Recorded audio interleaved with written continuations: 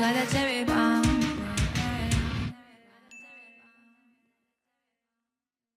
It's tea time with Molly right. R. Stern, everyone, and welcome to Breaking Beauty Podcast. You might not know Jill and I very well, but, you know, we are the hosts of Breaking Beauty, and we worked in magazines for a long time in Canada before we started this podcast. And now our podcast we consider to be borderless. It's a North American, and here we are in LA.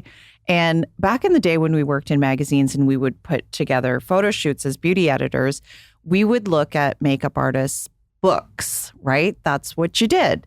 And now when we look at potential guests, we look at the Instagram. Right. And that's kind of like your book. And one thing that I think is quite unique about you, aside from your beautiful makeup artistry, is the women that you work with seem to almost have a theme.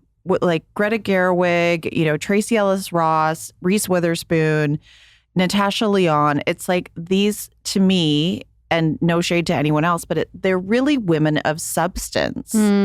It's like they kind of are controlling the narrative in their careers and they're calling the young shots. actors. Yeah, they're calling the power shots. women Yeah. that are Power on women. on your roster. That's going to make me cry. That's such a beautiful observation. But I mean, how is that by design? Like, what's happening here? I mean, that really like strikes a chord for me. I mean, I am a crybaby, first of all. So just cries get are ready. welcome here. Well, they say they're something for the soul, right? Yes. Tears are, well, anyway, it'll come to me when I'm not feeling so moved by your statement. I mean, I guess it's by design in a sense.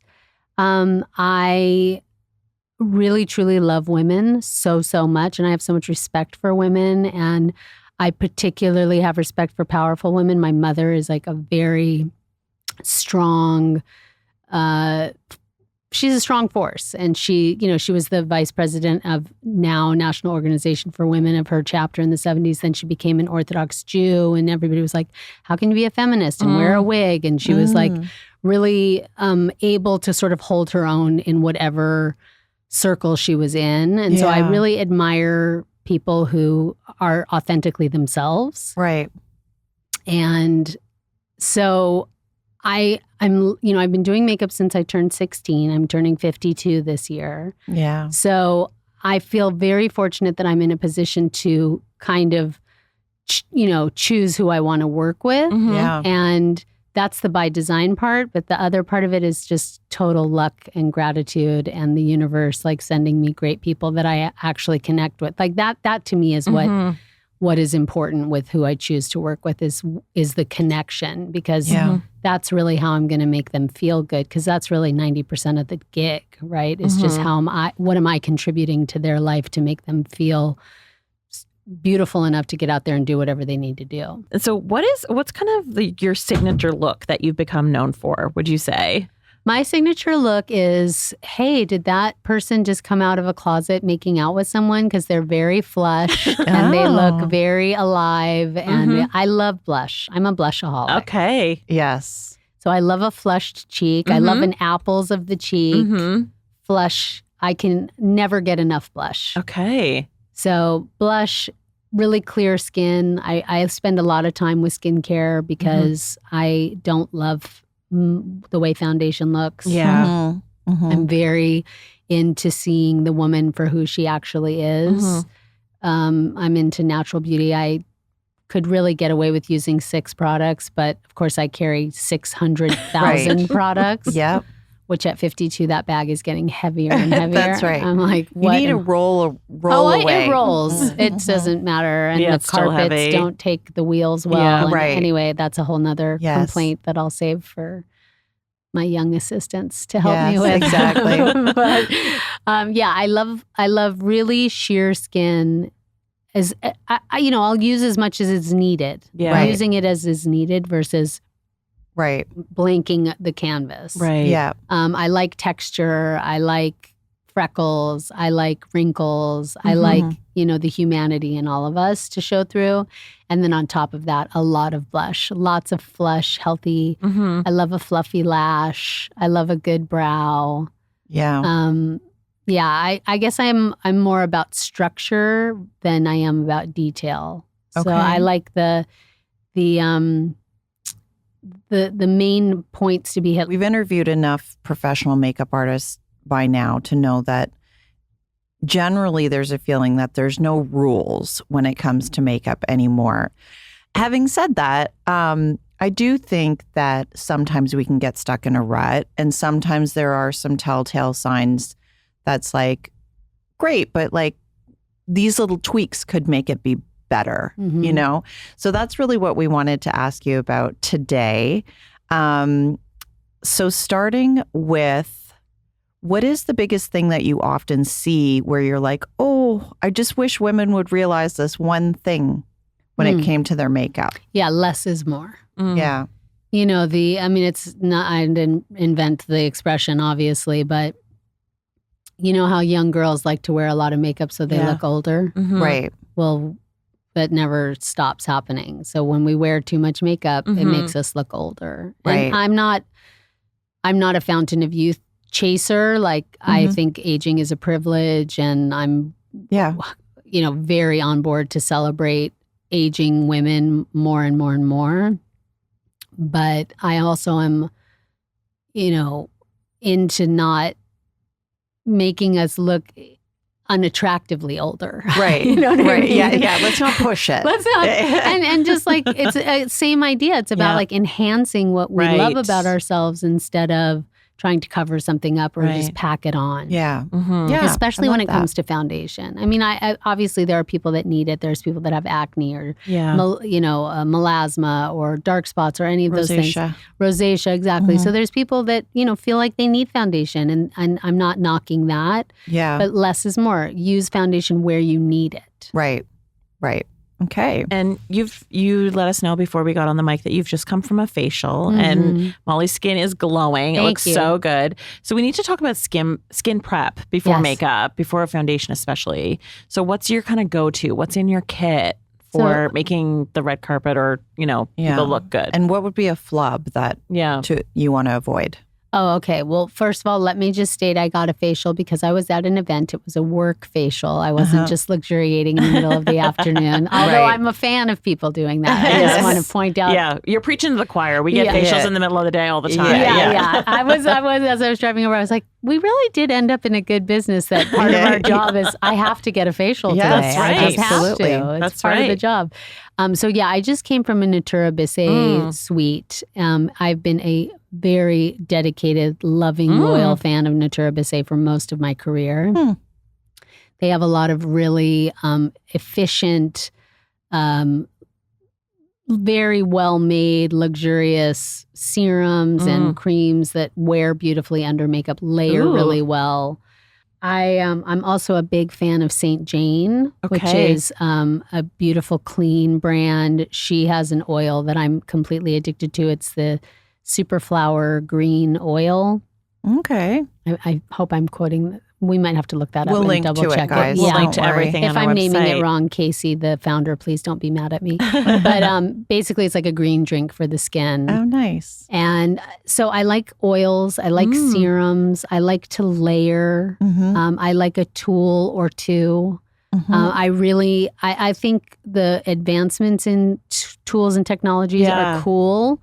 I don't love to use those for a red carpet because I don't know how sensitive the skin will be. So I'm very tactile. I love to massage and use like gua sha, or actually my favorite tool comes from a brand called Pause, which was actually made for women going through menopause, but they have a medical grade fascia stimulating tool, which is, it's metal and it's freaking amazing. Really? Okay. Yes, I love it. And then I'm also quite addicted to Jillian Dempsey's Gold Bar, which vibrates. You put it, there's a battery in there and it vibrates. And I really believe that the more we stimulate our skin, we get the blood flowing to the surface, the less foundation that we'll need. And then we can just tweak and enhance what, on top of that. Right. Okay. But I think skin prep is a big deal. What you're wearing at night, what you're sleeping with, what's like really penetrating. is going to really depend on how you wake up in the morning and what you need. Yeah. And that's the thing is our needs change every day. It depends how much sushi did we have last night. Did I have too much soy sauce? Yes. Or did I drink a ton of water and eat a lot of protein? You know, it's going to, or did I eat a bunch of dessert? It's going to change the texture of our skin every day. So having the right, I know. Wearing it on our face. I know, exactly. Yeah. And how do you know when you're using the wrong foundation? And, you know, what would be the right direction for that? Well, if it's taking too long to blend, I think it's the wrong maybe consistency and color. If you can get it on and it kind of disappears quickly, you know, you're kind of in the right place. Right. Yeah. Disappear meaning you can't see it. Yeah.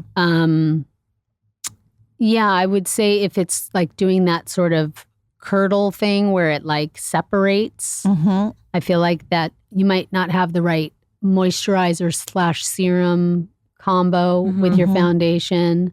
Yeah, I think those would be pretty good tells. I know that you mentioned this earlier. You like to only put foundation where you need it.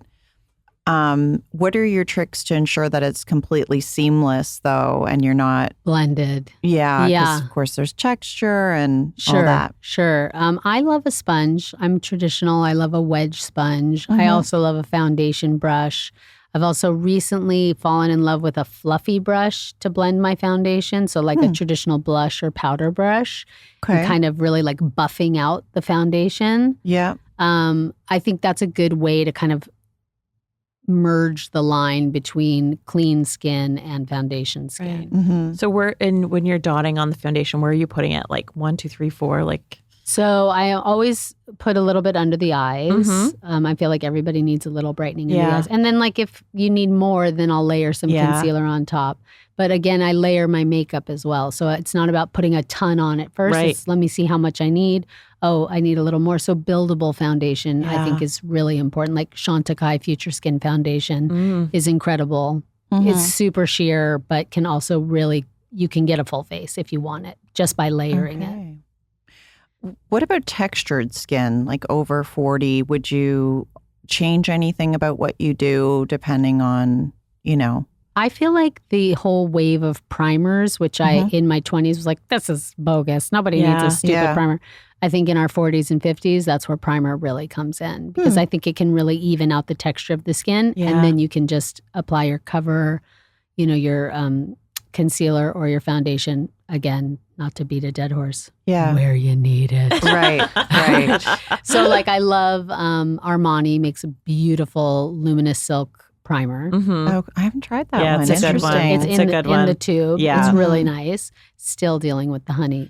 She's got honey hands. Honey she's going to be stuck to the microphone. I'm never leaving. I'm now the third host of this podcast. Perfect. How about that? I'm ready. I'm ready to go. I'm not leaving. Just, you know, swap roles. It's perfect. I mean, this is the tip with your foundation. Do not have honey on your hands. Yeah, do not have honey. Do not have honey in your hands. Okay, wait. What did the you? Primers. The primers. Yeah. Okay. So Armani does a beautiful one. There's a brand called Eisenberg that does a really nice primer as well. I have not heard of this one. Yeah. It got sent to me and I was like, ooh, this is really beautiful. I like pore fillers or anti-shines, things of that. You know, Kryolan makes a great anti-shine just for classic. I think especially where you're having textural issues, you can apply a little bit of primer and that does what it's supposed to do. It kind of just evens out the skin tone. Yeah. I like the Tatcha one, the silk canvas. Oh, God. Thank you for mentioning that. It's gorgeous. Yeah. I like the liquid version of it. Yes. More so than the one in the compact. Yes. Because the Milk makeup one is it's not my favorite, but a lot of people love that. Right. Have you tried that one? I haven't tried that one. Okay. It's like a gel. So it's for certain skin types, it's right? like tacky. It's like the makeup, it grips to it, you know? Oh, right. Yeah, see, that's probably not for me. Yeah. I like something that I like if I'm comparing it to doing an actual painting, I like a watered down gesso for my canvas and then to build my painting on top of it. Right. So even if I'm using a primer, I don't want anything that's now going to make the texture to change the texture so that it's so different from the rest of my skin. I want to ask you about covering a zit because when are you making it worse rather than making it better? which can happen. Yeah. I mean, I think you're making it worse when you use, guess what, guys? I'm going to say too much. Mm-hmm. Yeah. I think the best way to cover is to have like a teensy tiny like eyeliner brush, like one that you would do like a liquid liner with, and just spot it, dot it and spot it, and just get the red part of it. And then take your sponge and pat it down, maybe a little translucent powder, a little pressed powder, dust it on there. It's when we take like a bigger brush with a ton of concealer and start to try to, you're dealing with a textural issue, you're dealing with a discoloration issue, and then you've got now a third, team player, which is the concealer, which is its own texture and concealer. Right. And you're trying to meld it all together. So again, I'm such a boring, you're going to be like, why did we have her on? She just keeps saying the same thing. I think we see the title. Less is more. With Molly Stern. But honestly, it's the texture. It's not even the color. It's like, because I always get breakouts and it's like you dry it out or use a zip patch on it and then it's dry. But it's like, and then you don't want to put too much moisture on it because it could be clogging the pore. Like it's really tricky. It is tricky. I think that's where like a classic kind of like studio fix, but applied with a brush. Yeah. Like applied with an eyeshadow brush where you can tap and kind of do that baking thing, but in a tiny area. Yeah. That, because then you're not dealing with the moisture thing. It doesn't necessarily grab onto the dry skin either. It kind of just creates a new little bridge. Yeah. That's true. Try that. Yeah. Like a good powder foundation, but not applied with a sponge. Right. Applied with like a fluffy brush. Okay. And again, building it, like put a little on, give it a second, see what's happening. Oh, maybe I need a little more. Oh, I'm going to feather that out a little bit. But the building, it's taking the time to build it instead of just like wanting to put something on and it be gone. Yeah. It takes a little bit of effort. Yeah. Yeah. It's interesting when you say that, to apply with like a little eyeliner brush. But yeah, it's really, I think this is where I can speak for myself and say, I have all of the best beauty products in the world at my disposal. I really do. I'm very fortunate because they get sent to me. But I'm a little lost when it comes to brushes. And those are the little details that make the difference between, what you do and what I do. Absolutely. So I'm curious if you have just like a couple more tips like that could be helpful in terms of blending, that maybe some people that you notice, often people do it one way where they could consider another way. That might up their game. Well, like I said, I've recently kind of fallen in love with the fluffy brush to buff foundation out. I love cream blush is my first choice. And I've also been using a fluffy brush to blend that out, whereas I used to only use my hands for that. Yeah. So I think investing in like a good medium size fluffy blush brush just for buffing and blending, I think would be great. Do you have a favorite? Oh, well, always my favorites. My favorite brushes are Shu Uemura, which is where I started my career at 16. So I can't help it. Yeah. I think Laura Mercier makes really pretty pretty brushes. There's that brand that Nigel's and Nami sells that has the orange, the yellow handle. That's the one Sir John was talking about. They do really nice shapes. Yeah, very affordable too. And very affordable, exactly. Yeah. I'm not really snobby about brushes. Yeah. I feel like if you buy a cheap one and it falls apart, you'll get another one because it was cheap and who cares? And if you invest in a good one, you'll have it for 20 years. Yeah. Yeah, and take care of it. Yeah, for sure. Another tip in brush land, it's not so much as blending, but I love a tiny miniature fan brush to paint mascara on my top lashes. Okay. I feel like doesn't matter how great the mascara is, it's not getting really on the top of the lashes and right up to the wet line. Right. So I'll take a little fan brush and just paint that. And then all of a sudden my lashes look way better. I did not do that in the car, so don't be like, well, that don't look very good. The top and the bottom? You can. When you're working on Reese or whomever? Yes, I always paint on the lashes. Okay. Always.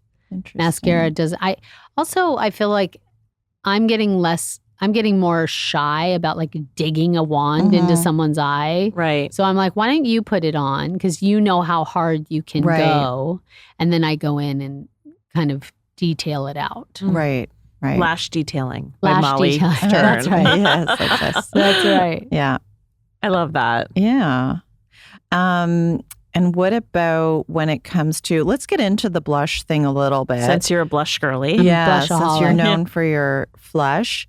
I did watch your video, your tutorial on this, and I thought it was an interesting technique where you kind of layer powder over top of cream, but not a setting powder. That's not what we're talking about. So maybe you could give us an audio tutorial of what you do to get your flush. Well, I love, many years ago, my friend who's passed away, but I love her, and she was also a blushaholic alongside me. She said that I had created the tricolor blush. Oh, okay. At the time, when we were much younger. But I usually start with like a layer of kind of a contour-y shade, something that's a little bit richer and a little bit deeper in tone. And then I'll go with like a poppier, brighter color. And then I'll take like another color on top of that and kind of fill it out so there's real dimension to the blush. And then for years, the only powder that I used over it was NARS Sex Appeal. Which is a matte, very light blush color, but it's totally universal. It works on everyone's skin tone. Okay. So that used to be my like, just everybody had the top layer of their blush look was Sex Appeal. Right. But I've recently fallen in love with the Dior. The Glow? The Glow. The peach and the pink. Today. They're so beautiful. The Coral Glow. The Coral Glow and the Rosy Glow. That's right.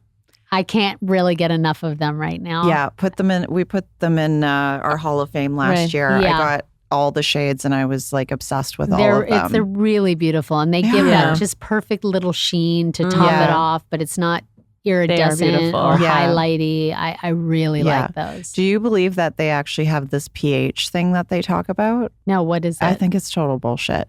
Apparently, the Rosy Glow blushes, when they reformulated them recently and relaunched them, they took that glow, what's the lip? I always forget. The lip oil. The lip oil, the glow, whatever it's called, where it's supposed to change with your pH, adapt to your pH. Apparently those blushes are supposed to adapt to your pH, which I am calling bullshit on because I really think it's just a case of your skin tone's different than mine. It might look slightly different. Right. But when I put it on, I'm like, it looks like what's in the pan. Like it doesn't adapt to there's something nothing different. Adapting here. But also, in all fairness, you're a blank. You're pretty fair. I'm a white sheet. You're a white sheet. Yes, I am. You're a very beautiful white sheet. Oh, but you're a white sheet. So So you're not really the one that it's geared towards. Well, I'm late breaking here. I am on the Sephora website reading about how it works. Okay. And it says that it's infused with color reviver technology. The innovative blush reacts to the skin's moisture level. So maybe you're just dry AF. Probably.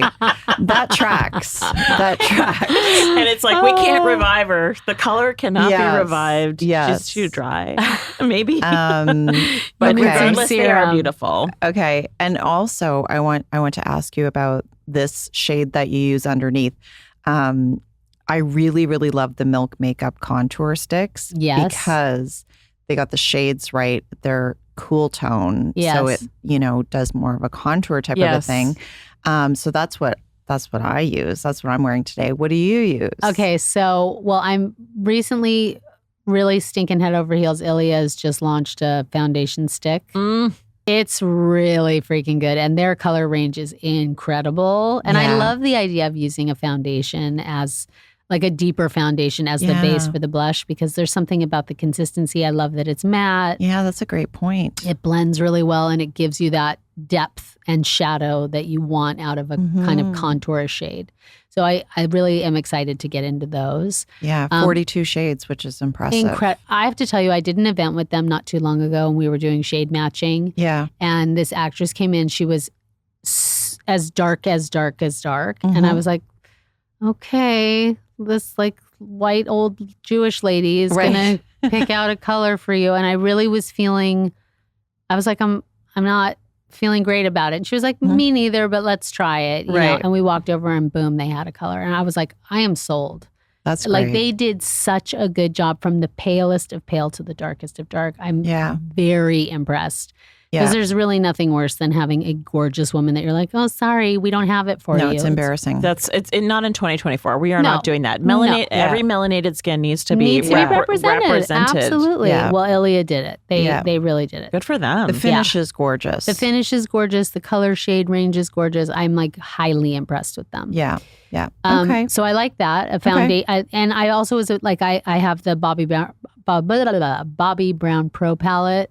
Okay. And I've used that. I use that a lot for base level blush contouring with all the darker shades that are in there, because that's also a very beautiful range of shades and all different skin tones.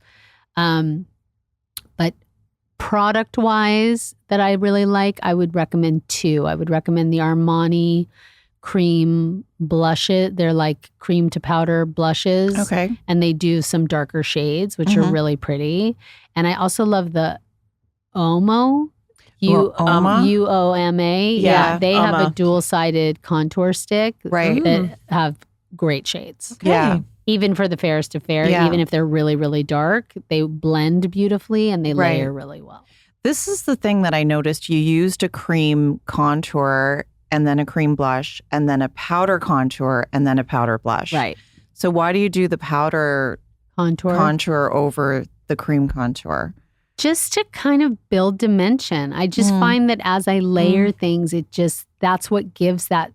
I mean, going back to that analogy of somebody, making out, snogging in the closet and then coming out, it's like, that is a deep rooted flush. Yeah. Right? It's coming from our heart and our groin and our, you know what I mean? It's like, it's a hot flush and it's deep.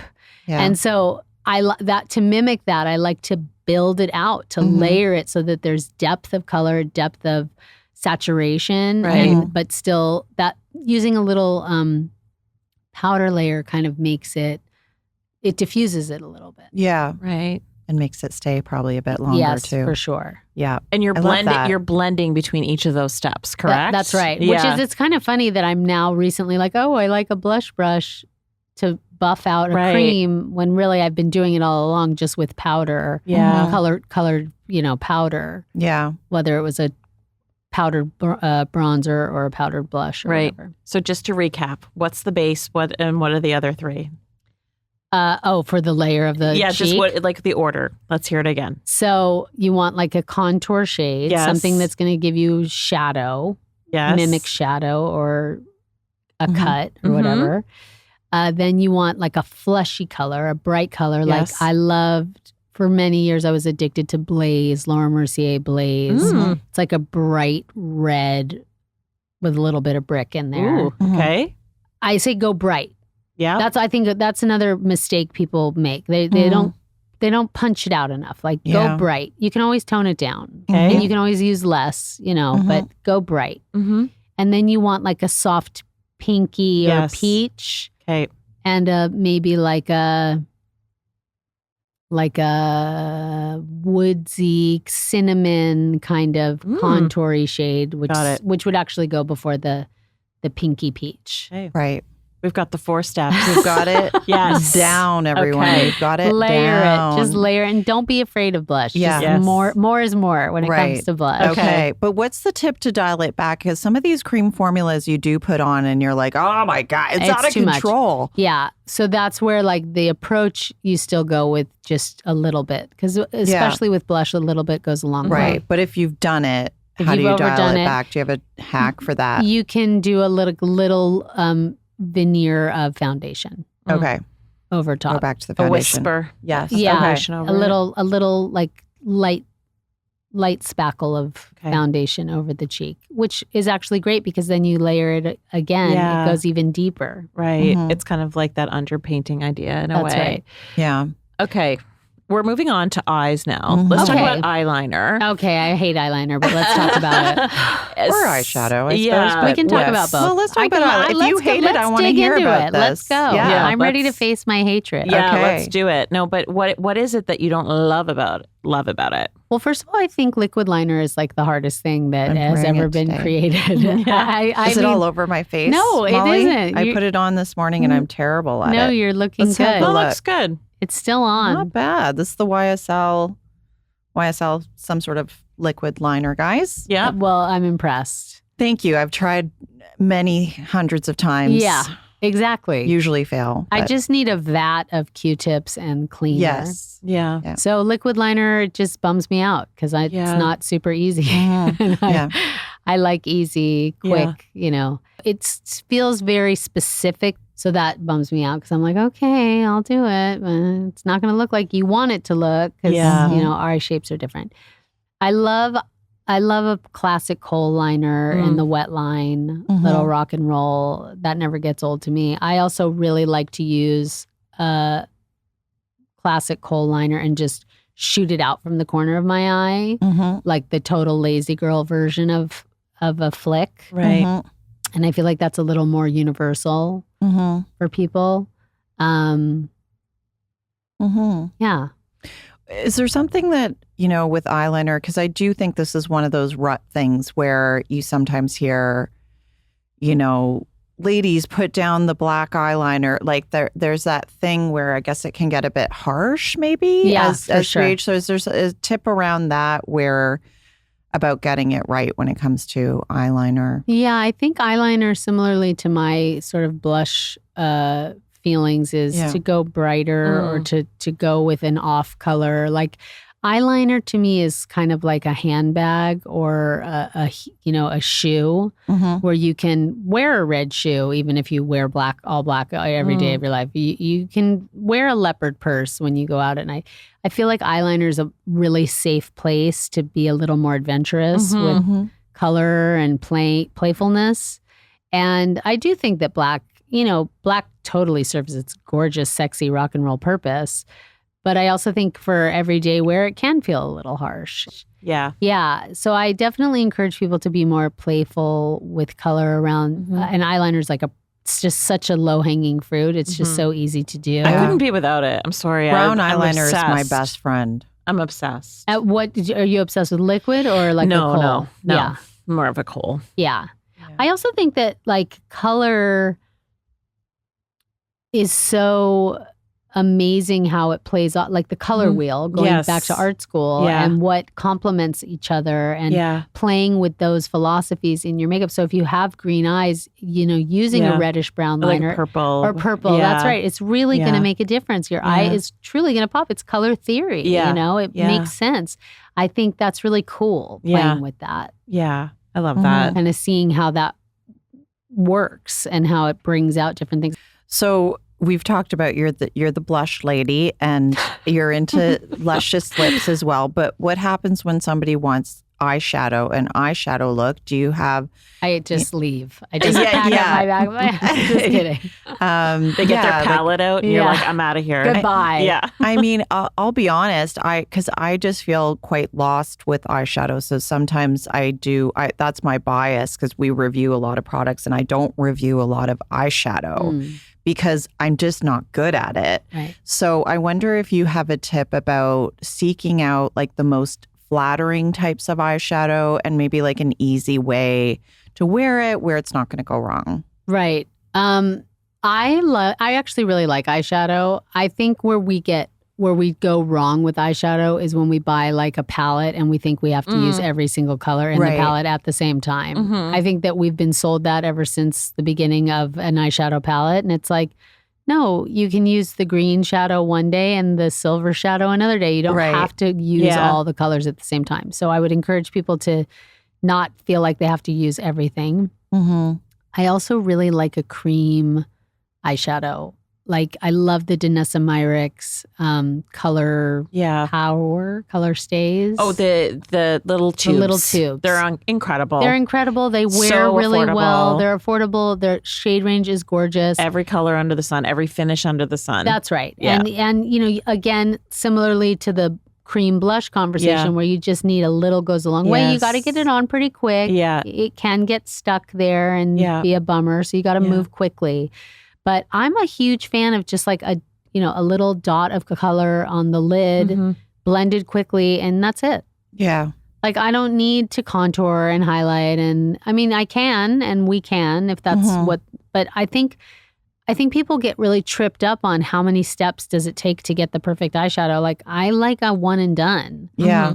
And it can be literally any color. It could be a bronzy with, an iridescent. It could be a pink. It could be a white. Then you can lean into shade range and how it's going to affect you. Like if you put a bright peach color on the lid, it's going to be more of a highlight. It might open the eye up. Where if you put more of a taupey brown, it's going to feel a little more smoldery and like an everyday smoky eye type of thing. Right. But I don't think you need more than one color that you really like, and pop it on the center of the lid, blend it up and out so it diffuses into the crease. And hello, goodbye. You look great. And put more blush on before you leave. There you go. There you go. We'll kiss you goodbye with the last question about lips. Yeah. I worked with Armani for many years, and I still really love their, I'm glad I don't work for them anymore. I don't know what they're called. She's still for hire, though. It's the red and the black. Oh, yes. What the heck is it called? I'm looking it up. I'm Googling as we speak. But weirdly, I remember their signature shade is number 400, I think. Yeah, which is a great red. Yeah. They have amazing nude range. Yeah. It's a... Is that the lipstick? Yeah, lip power. Thank you. Lip power. So I remembered. Armani lip power. I remembered because you showed me. She's still with it. I still got it, guys. I had a facial. I'm relaxed. Forget it. Yeah, lip power. They have an amazing shade range. They wear really beautifully. Yes. I have a friend who this is like her ride or die lipstick formula. It's really, really good. Yeah. They just get it right. And the shades are really beautiful. It's so nice. I want to give you something else, though. Maybe for lip glosses, I'm going to shout out again to St. Jane. They have beautiful lip glosses. Okay. Those look really beautiful. There's something else I was just recently using that I was really into, but guess what? I don't remember the name of it. Okay. Amazing. That's totally fair. I like a nap after a facial. Yeah. So, this is big. I came right from the facial and now you guys are challenging me. Yeah. I'm going to we'll have to have a follow-up where I bring in my list of. You bring in your kit. Yeah, exactly. Absolutely. This has been a joy. Thank you so Thank much, you both Molly. so much for having me. I feel very Thank you. honored that you invited me. Well, thank you for coming. Thank you.